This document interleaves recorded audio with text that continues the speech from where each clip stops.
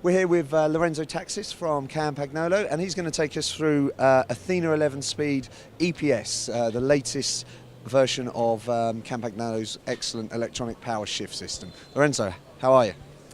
So I'm really fine, and we are here in front of a bike that is equipped with the new Athena EPS, a drivetrain that we launched last July. After 7 months from the previous launch of the first EPS that were presented in two versions, Super Record and Record. This is a move that wants to provide to the market a system that has exactly the same functionalities of its elder brothers, like Super Record and Record, but using different materials. The price point is more affordable, so to say. The functionalities, as I said, are exactly the same. This is an electronic system, so from the ergo power, the rider transfers an analogic signal to the interface that transforms it into a digital signal and sends it to the power unit, which is the brain of the system. So this is not only a battery, it's a power unit, and inside has what we call it DTI, Digital Tech Intelligence, that receives all the signals, transforms it into the signal for front and rear derailleur.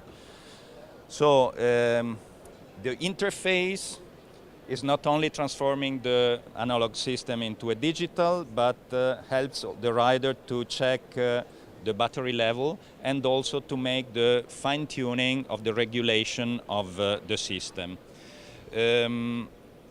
What is important to say is that Athena, as I said before, owns the same functionalities of Super Record and Record, so through this system you might shift upwards and downwards the whole cog set, so 11 cogs at the time, which is an important feature for professional riders, but not only for professional riders.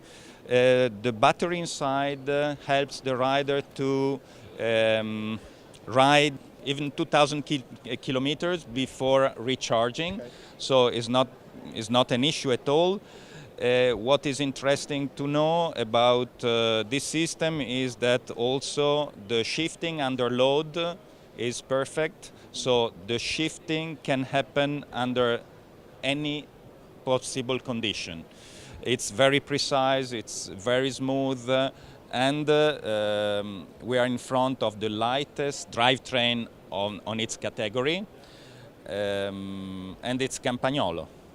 And you say that there is obviously a difference between Athena, Super Record and Record. Could you maybe explain a little bit about the difference in materials? Yeah, the difference in materials is that on Super Record and Record we are using carbon fibers and titanium, while here the material is mainly aluminum, but there's still some carbon fiber in some piece. What differs really are the cabling system, which are not compatible with the components of Super Record and Record. So one of the most frequent questions is, are components of Athena EPS compatible with Super Record and Record? The answer is no. But there's not a great deal of performance difference between the group sets. They're all very similar. Is exactly the same performance if you take out the weight. The weight is a component of performance, but I mean the functionality is exactly the same, and this is a real winning point, we believe. So you've obviously been very pleased with EPS, seen it progress. You've moved on to time trial bikes as well with that. Yes. Where next? So who knows? Now we try to implement our strategy within all the markets.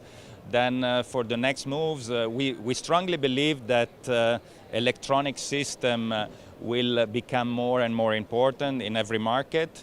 It will take some time, but in order to speed up this process, we decided to present a drivetrain which has an affordable price. Next steps is hard to say from my side now, because at least, you know, when you present something new, the usual question is what's next?